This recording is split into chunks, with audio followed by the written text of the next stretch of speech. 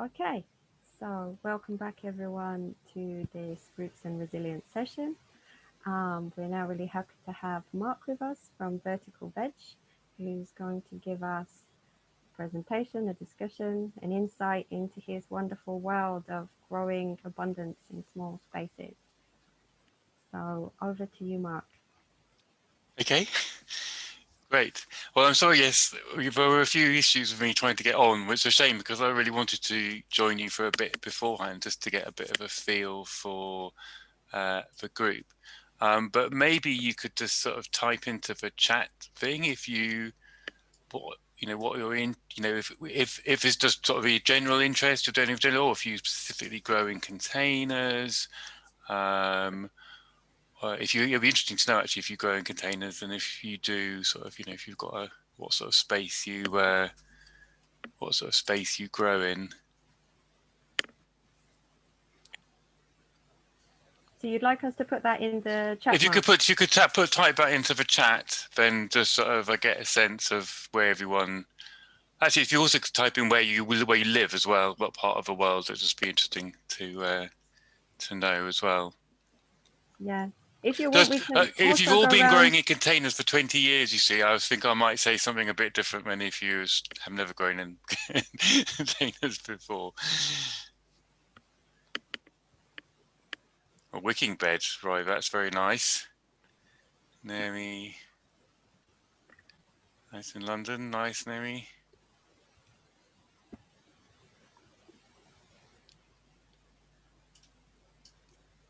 Okay, cool. Raised beds with roof, that's nice. Oh, Sophie, a hectare of land, lovely, brilliant. Get a Well, lot of containers. it's really interesting actually, because like when people say a small space, like a small space can be anything from it's just so dependent, isn't it? Like in some ways, a hectare is a small space, but when I had a balcony, it was like 8 foot by 4 foot, which in some ways is a small space. But if you haven't got any outdoor growing space, then a balcony, which is 4 foot by 8, is a huge space.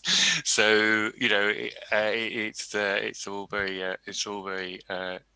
very relative. Oh, nice, yeah, with kids, that's nice. Great. Okay. So this is going to be really useful. So that's really helpful, just hearing a bit about everyone.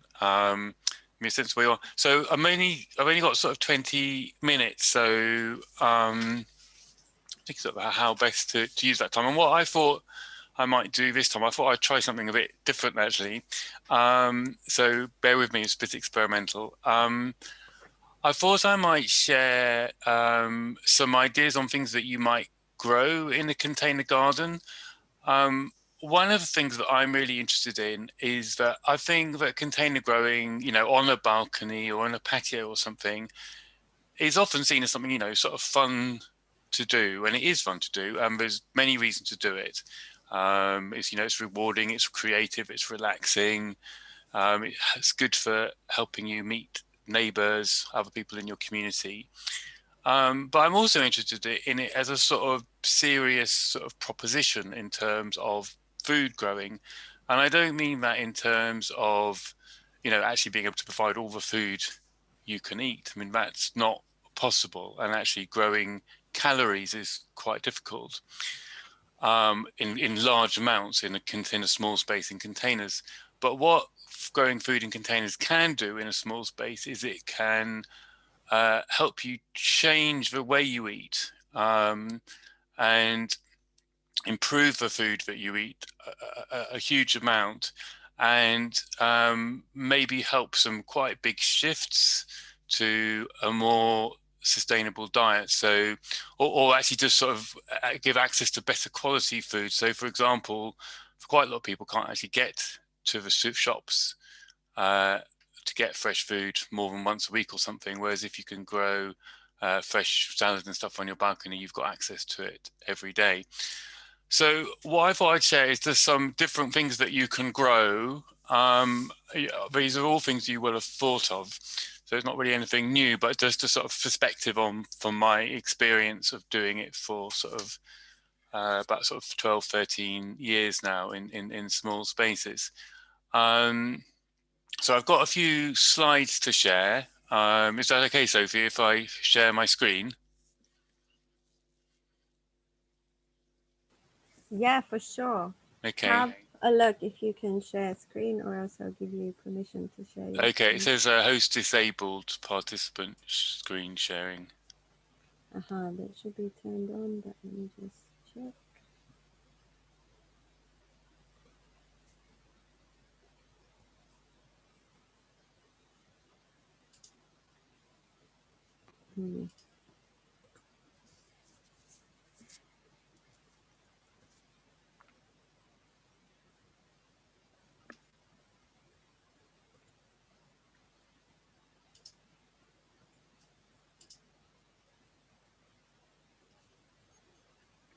Can you make me like a joint host or something?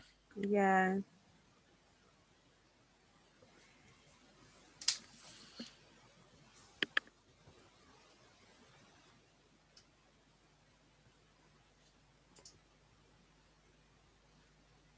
Yeah, sorry, I had it turned on. I don't know why it's not working now. It's I'm in a new version of this in a new format of my computer. That's right. Well, they Yeah, keep changing it, don't they? I know. I used to. They keep changing where the controls are. Don't worry, I can do it. I can do it. I'll do it with out. I just thought it might be nice to show people some images. That's okay. On the bottom bar mark, you can share screen just as a participant. It says that I can, but when I click that button, it says host disabled participant screen sharing. You're now the co-host. See what you can do, Mark. Okay.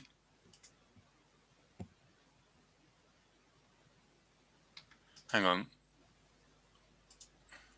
Oh yes, I can. Yeah. Well done. Okay. Sorry about that. That's okay. That's okay. It's part of one of the joys, isn't it? Of great. Okay.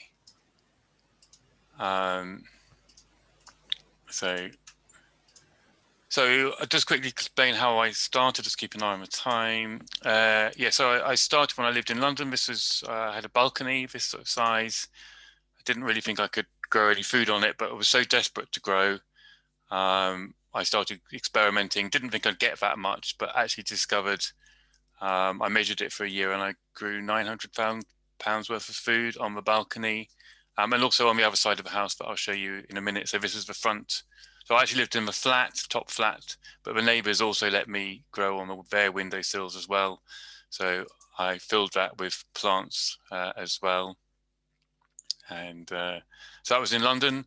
And now I live in Newcastle, and we've got like a front yard now, which is typical to a lot of urban spaces. Sort of concrete sucks life out of a place. Looks pretty grim, particularly when the street, house after house has got this. But if you put a few plants in it, it does start to look a bit better, and obviously gives you food. So what I'm going to talk about is just some things to grow which can make sort of the most impact on the food that you eat. There's obviously lots of other things that food growing can change, but I'm particularly thinking in this talk about how it can sort of change the food you eat at home. And these are obviously all the things that you might consider when you're choosing what to grow: flavor, yield, length of harvest, nutritional quality, perishability. Perishability, I think, is really quite an interesting one, because a lot of stuff, it does sort of make sense really to me, but if you're growing at home, it makes sense to grow the most perishable things, because things like soft fruit and stuff go off really quickly when you buy them from shops. Salad leaves do.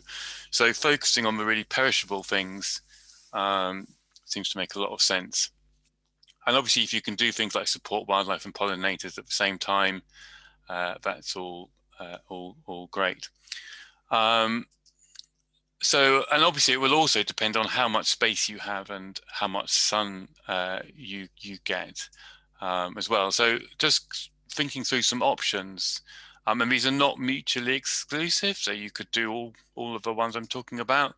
But the first one, the sort of obvious one really, is growing herbs. These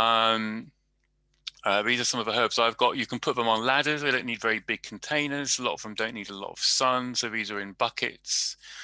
And you create a herb garden like this, and you'd definitely be able to eat herbs for every meal you eat, and you're never going to buy fresh herbs every meal. Well, it's very unlikely you're going to buy fresh herbs, at least not in the diversity, but you can grow them.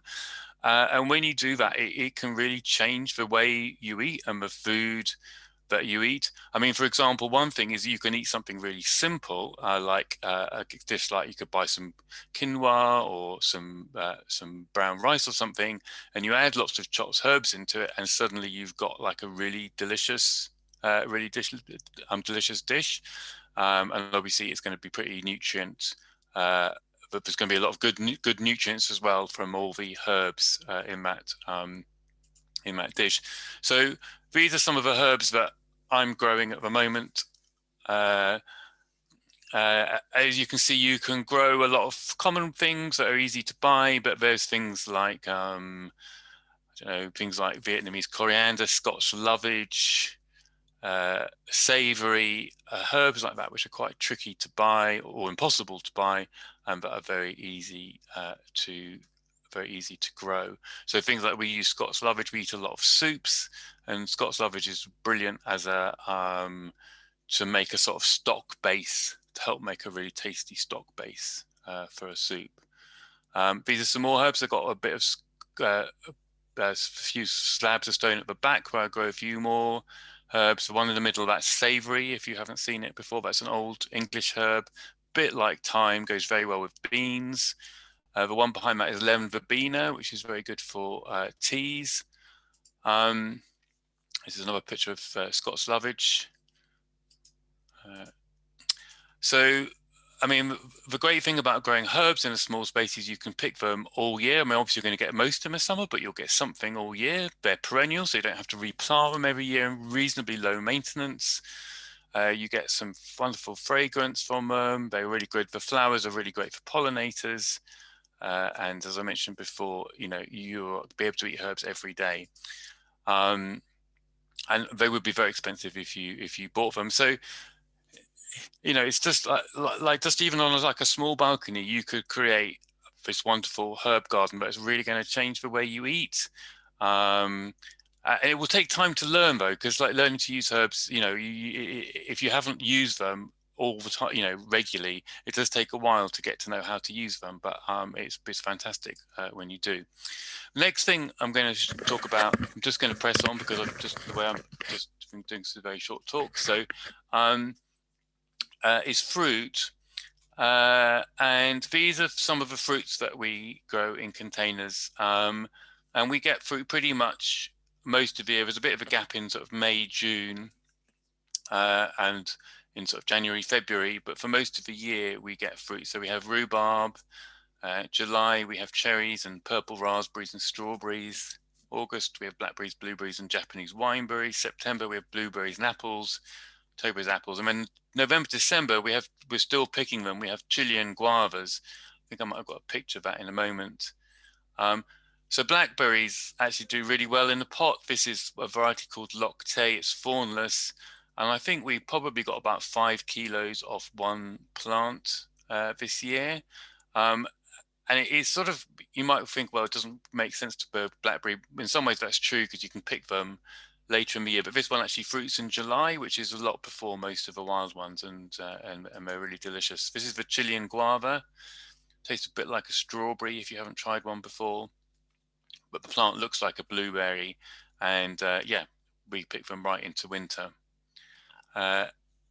Apples are excellent once they get established. So this tree this year produced over 100 apples off one plant. So me and my wife were picking 2 or 3 a day for like well over a month. So sort of pretty much one tree gave us all our apples for that month. And of course you get the nice blossom in the spring. So one of the benefits of creating a fruit garden is, again, it's perennial and relatively low maintenance. and it does take time to establish. That's one thing about it. So that apple tree I've now had for 6 years, and like for the first 2 or 3 years, it only produced a handful of apples each year. So it can take time. So it's obviously not so good if you're just in a home for a while, for a short time. But you can, I mean, we eat a lot of fruit, so we're not self-sufficient in fruit, but we do have fruit to eat most days of the year. And it also can look really attractive in a container garden. You know, if you're growing on a bit of concrete like I am, you want it to look nice, and it's really nice to be able to support the pollinators. So like the apple blossomings like that, it's always buzzing. The blackberries blossoms always buzzing. And of course, a lot of this fruit is really expensive to buy and perishable, and it's just really nice just to be able to pop out into the garden for breakfast and pick a bowl of fresh blackberries or raspberries or whatever. And I mean, the other thing I really like about it is that, you know, I mean, humans have traditionally foraged for, you know, thousands of years for our food. And it's only recently really that our foods all come from plastic in the supermarket. And obviously anything you grow at home, you can have the joy of sort of picking it and feeling the leaves and stuff, but fruit is particularly good for that. And it's lovely watching the kids go out. I've got 2 young children, and they go out and pick the fruit and just shove it straight in their mouths. And it's really nice to be able to give them that opportunity in the middle of the city, you know, in the middle of like sort of a concrete space, to be able to give them that chance. The third thing I'm going to talk about is salad. So this is a home-growing salad, and in containers, well, anywhere you grow, but you could just got just like a so much bigger variety of leaves you can grow than you can buy, and obviously you can get a lot of edible flowers, and a lot of the leaves you buy just you can't buy. Of course, they're very nutritious. Particularly, leaves are something that lose their nutrients very quickly after being picked. So when you buy them from a shop, they're mostly going to be like at least 48 hours old. And that time, a significant amount of their nutrients will have lost. But of course, if you grow them on your balcony or patio, you will be able to eat them straight away. And of course, they're expensive to buy. And it's actually possible in really, you don't need very much space at all to be self-sufficient in salad for most of the year. I mean, just a few containers, if you regularly plant them and look after them, is enough often to have salad for most days of the week. And you can actually keep salads going. You can't pick them as heavily, but you can eat salads all winter. So these are just some of the salads that we grow this year. And there are many more that I've forgotten or haven't made on that list. But you never need, and we also had a lot of those herbs that you saw we add into salads. So the taste of these salads are just completely different from anything that you can buy. So as well as, you know, you might find that you actually can't stop eat. We have salad probably at least once a day, sometimes twice a day. And we do that because they taste so good. This is a winter salad with things like kale and rocket. Even up here in Newcastle, we can grow salad all winter. Have to pick it quite carefully. The last thing I'm going to share about is microgreens. I'm just mentioning these because if you've got a really small space, actually you can pretty much be self-sufficient in salad with just a few trays. Because you can get like 300 or 400 grams of like pea shoots off one tray, for example, and it grows in 2 weeks. So, and you could, because it's got like lots of variety, lots of flavor. So they're a really good thing to consider if you're growing in a really tiny space. They are more labor intensive though, because they need to keep on sowing. Because I was going to mention a couple of other things, surprising things. Well, one of it's surprising. Jerusalem artichokes are really good in containers, which is quite weird, seeing as they're such big plants.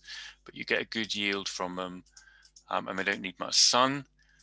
You just grow them in a bucket. Runner beans, you can get 10 kilos of runner beans off a container, a big container. And chilies, just because again, you can pretty much be self-sufficient in chilies with actually just a few containers. You can get several hundred chilies off one container, and you can get varieties you just can't buy.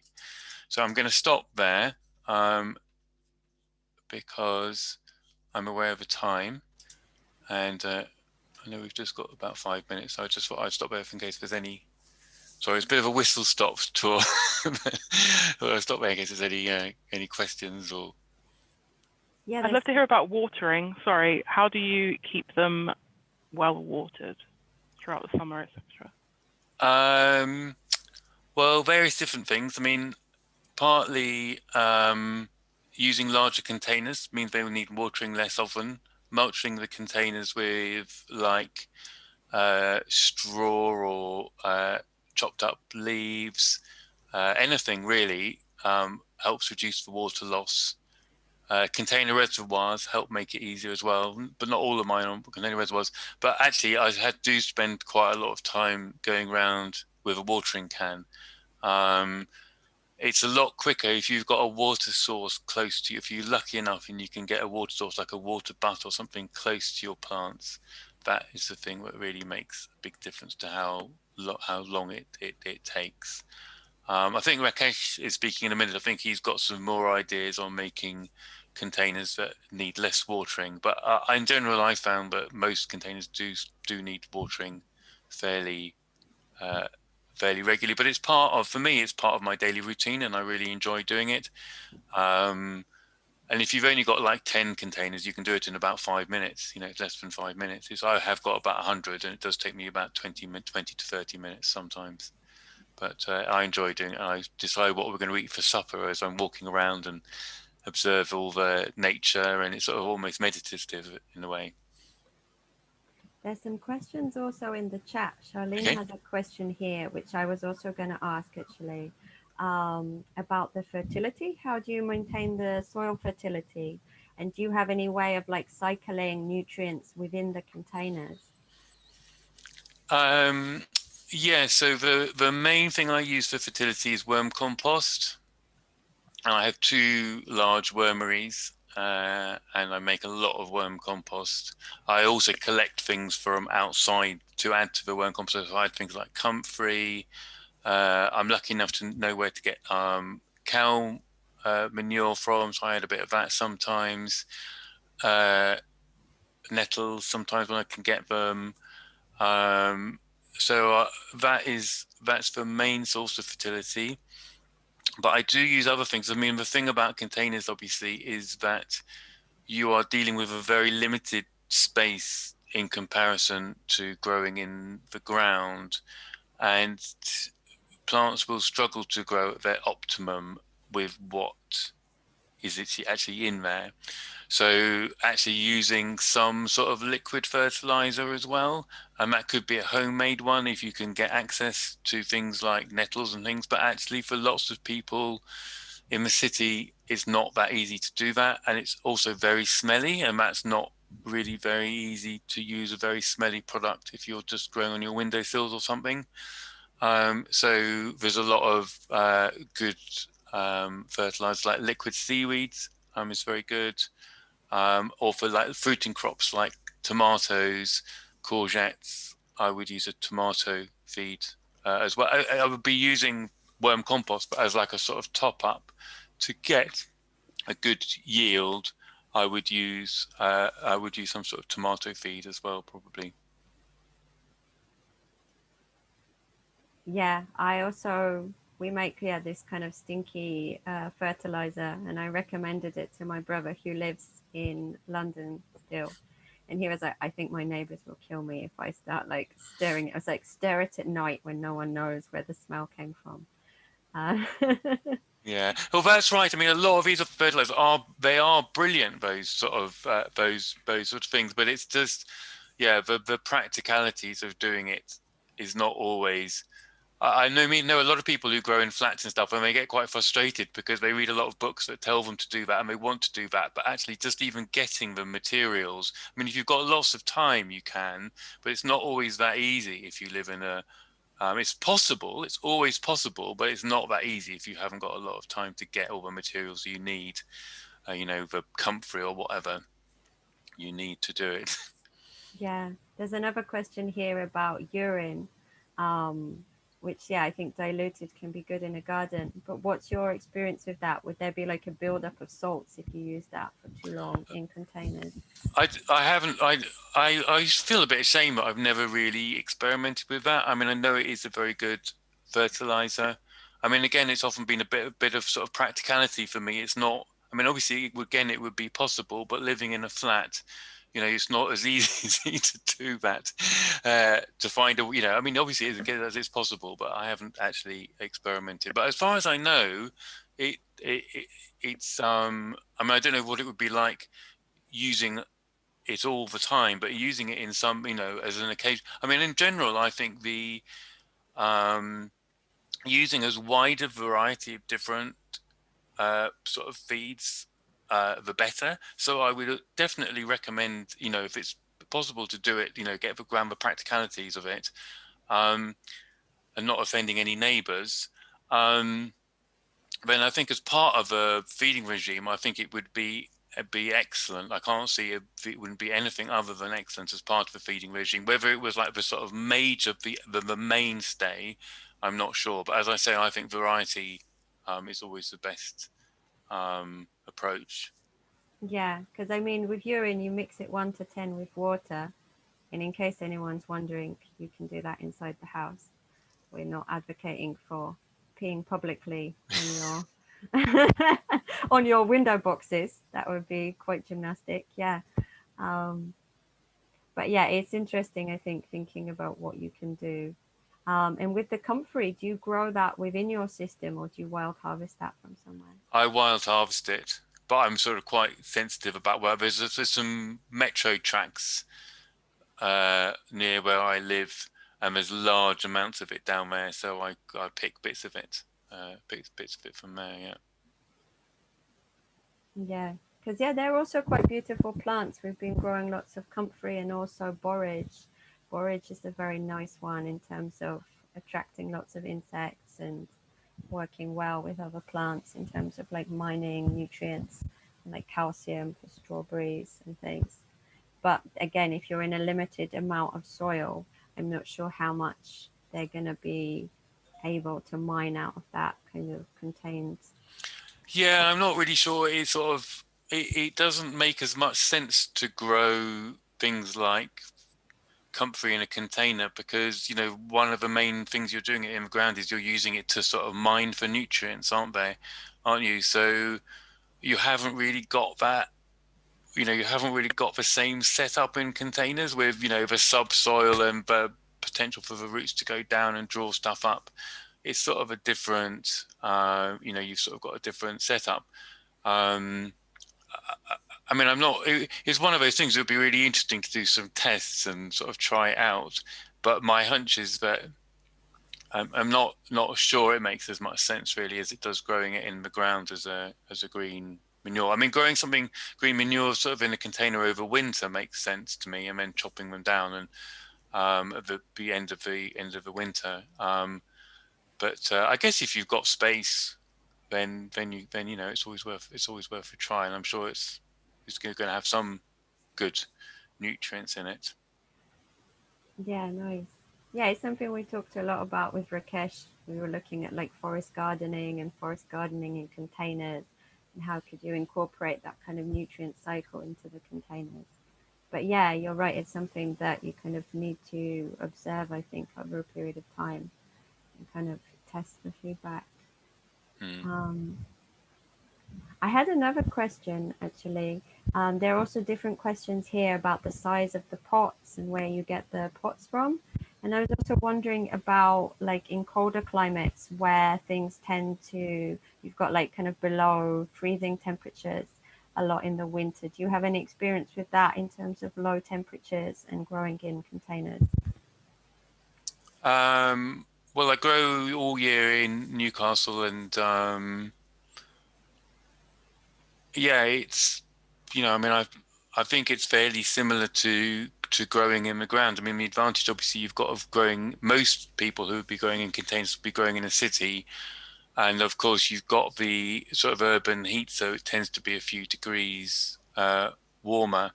I mean, I grow without any protection, so I don't. I mean, it would ideally you would put you know, some sort of fleece or some sort of cloche.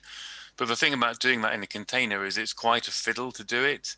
It's quite time consuming, and it involves plastic, and you know, and to be honest, I'm a bit lazy as well, so I just leave mine unprotected. And most things, you know, things like I can grow rocket, coriander, kale, you know, most of the winter crops do okay. I mean, I would say that the bigger containers are easier to grow in again than the really small ones because they're less likely to freeze solid. But so in general, the thing about container sizes is that obviously it depends, there's a lot of variables, like how much space you've got, how much weight it can take.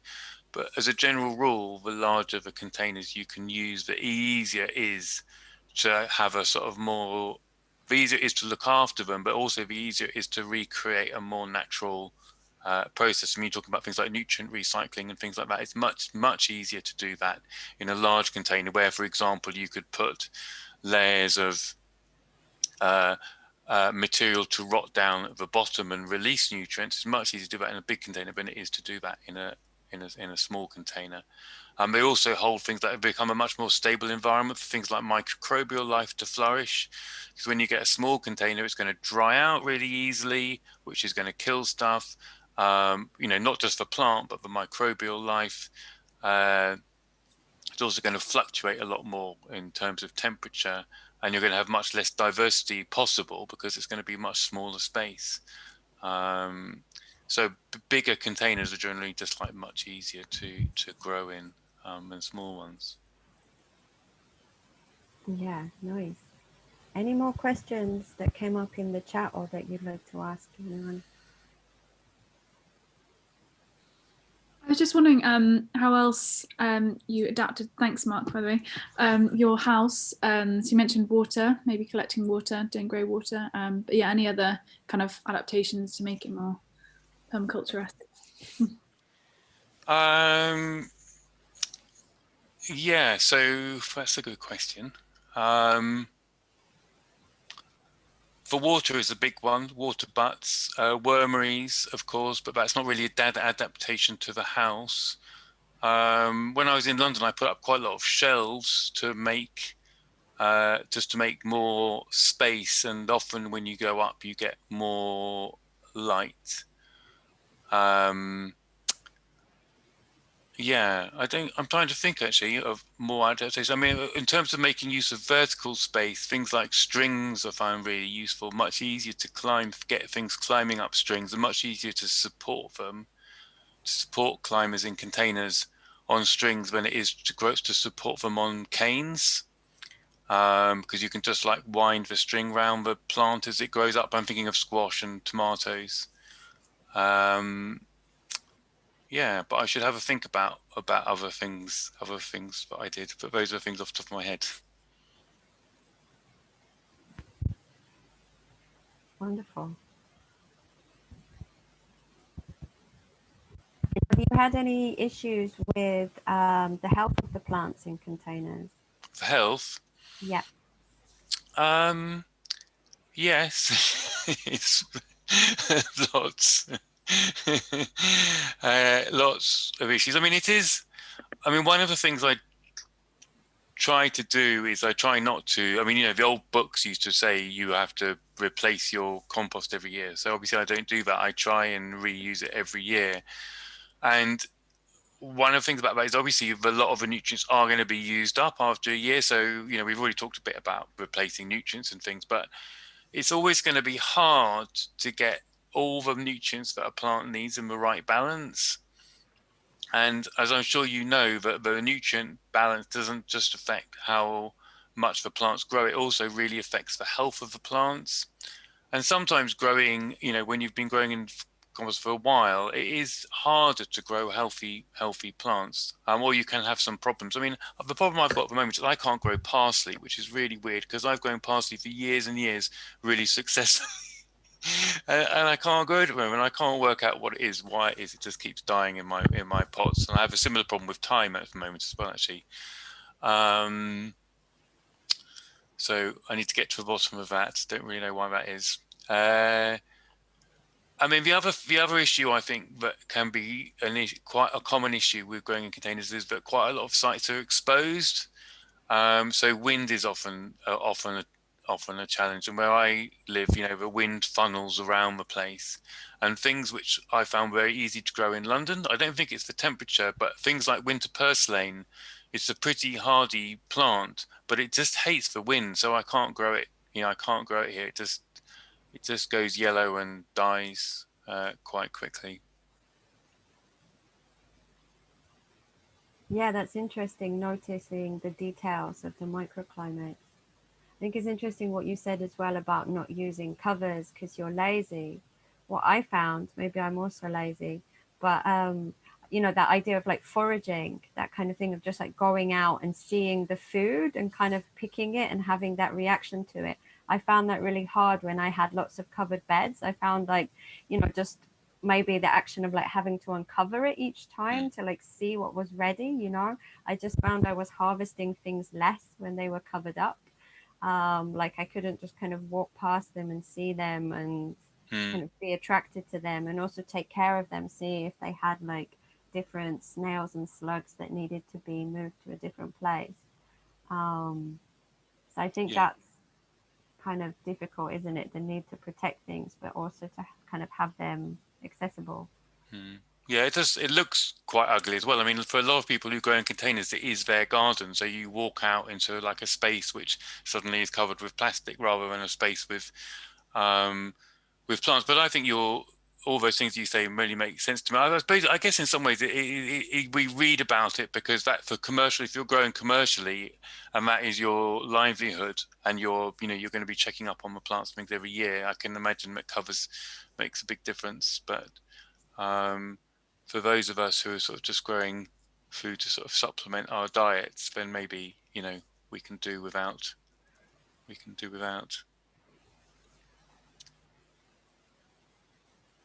Yeah. I noticed something about vine weevils. Yes, I have had vine weevils, but never really got out of hand. I just take the other thing out of a pot and go through it all. I mean, it's a bit. Luckily, I've never had them in all my pots, but I've had them in some, and I just go through the whole thing and just get out as many as I can. I know you can get a nematode, which is supposed to be very effective, and I think if you've got a bad problem in lots of containers, because you couldn't go through lots of containers, I would recommend getting the nematode. But in a small isolated outbreak, just going through and picking them all out, giving to the birds or something is seems to be pretty effective.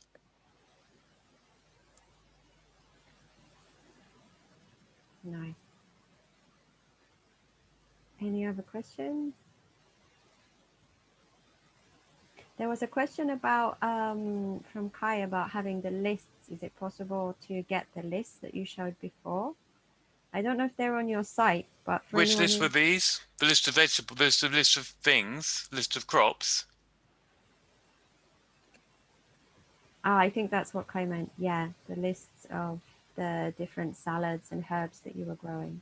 Yeah, I can just copy them from the PowerPoint, and I can do that in a minute and just put them in the chat if you like. Great, thank you. And this is also being recorded if anyone wants to watch it back. And also Mark's site is really a great site. I was just looking at that before we began. You've got like amazing content on there, Mark, like really great lists and instructions and short films and printout guides to microgreens. So yeah, I advise you all to have a look because there's really a lot of great information there as well. A lot of detailed things. Yeah. I've also got a if anyone wants, I've got to do a sort of like monthly thing of like what to do this month. So I imagine some people it's sometimes quite helpful. People find it quite helpful just to be reminded, even if you know what to do. So if that's just free if you want to get that, just sign up on the website. Wonderful. Mark, I just had a question. I had an apple, an orange pippin, that was in a pot. It was a dwarf one. it wasn't really fruiting. It looked sort of a bit like pathetic, and the fruit were really small, like sort of crab apples. So I tried putting it in the ground, and they're still crab apple size. Have you got any ideas on what I'm doing to it? Because I think I'm obviously stressing it somehow, but I don't know how to unstress it and get it to give me some proper size fruit. Well, it's interesting that it's doing the same in the ground, isn't it, as it was in the container. I'm not really a fruit expert, because I mean, one of the things about growing in containers actually is that you don't get as much. You grow one or two things, and it's hard to grow like lots and lots of things. So but I mean, I wonder if you should check up on what the variety it is, because it is possible that sometimes grafts and stuff like that, they get muddled up or something like that. So it is possible that you've got like a crab apple, because I've experienced fruits that only have a few apples, but they still grown to like the normal size. Yeah. So it is possible that you've just got a crab apple. Yeah. or a variety with small apples. Oh, I might use them as crab apples then, rather than pulling them off in disgust. The other thing I would say as well is to leave it, because sometimes they can take quite a long time to establish, and if it's being moved, we won't like being moved. No. But it will hopefully, as long as the roots aren't too root bound and things, it will hopefully get established where it is, and if it's getting enough sun, it's getting what it needs. And it might be that it took my apple tree here at least 5 years to really hit its stride and get going. Yeah. Okay. I'll leave it alone. Do you know what rootstock it's actually on? Do you know what kind of rootstock it's on? Because that really makes a huge difference. Yeah, I was going to say the same. You're muted. I think it was on IM27. Okay. First of all, potassium, making sure it has enough potassium, and if there's enough leafy growth, then nitrogen's not a problem, but potassium would be the key thing. So making, if you have bananas, for example, just soak bananas in banana skins rather in water, and then just use that to water the actual plant, give it a boost once in a while. But I would say allowing it to settle in and find its own water courses, establish itself, and then it should fruit. And if after 2 years it's still crab apples, then it's a crab apple. But what you could do is just graft. Just, how thick is it? How thick is the stem? Yeah, it's not got, it's sort of, that on his trunk at the moment. So it's a graft something more interesting. If after 2 years it's nothing interesting for you, then find something, cut it, graft it, then you've got something more interesting. Yeah. Good idea. Thank you. Depends on the taste, because I've had apples that are like really tiny from a tree that we've grafted with like a non-dessert kind, and this first year everyone's like, oh, they're decorative apples, but they taste really good. They're just miniature like versions of a kind of normal sized tasty apple. So I don't know if yours taste good or if they taste really like tart, like a crab apple. I haven't tried tasting them, because I just thought that it was producing these sort of shrunken little things that I was just like, no, you're not big enough. I was foraging in Zurich not so long ago, 4 or 5 weeks ago, and we found these crab apples, and people say, oh, you can't eat those. I'm like, well, of course you can eat them, they're crab apples. And tried them, they were sweeter than some people's normal apples. They were delicious, amazing. So yes, try them, you never know. Okay. Remember, apples cross-pollinate all the time.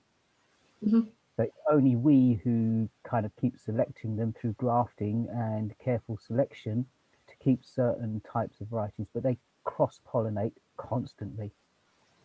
So it's always potluck, especially if you grow something from seed. It's potluck as to what you end up getting.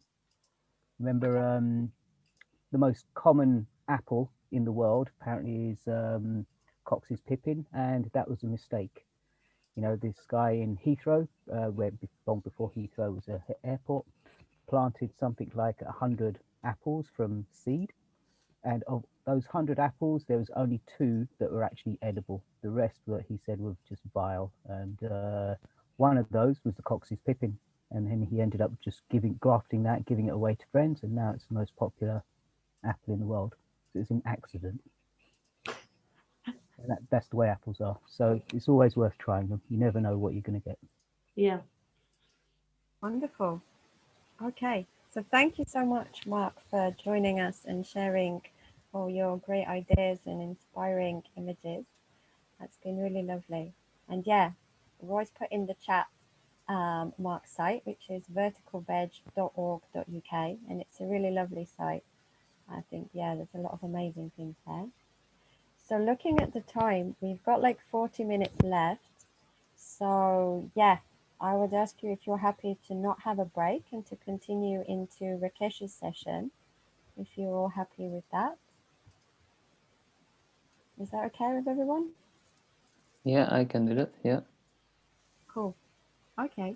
So shall I stop recording this one, Rakesh, and start a new recording for your session? Okay, sure.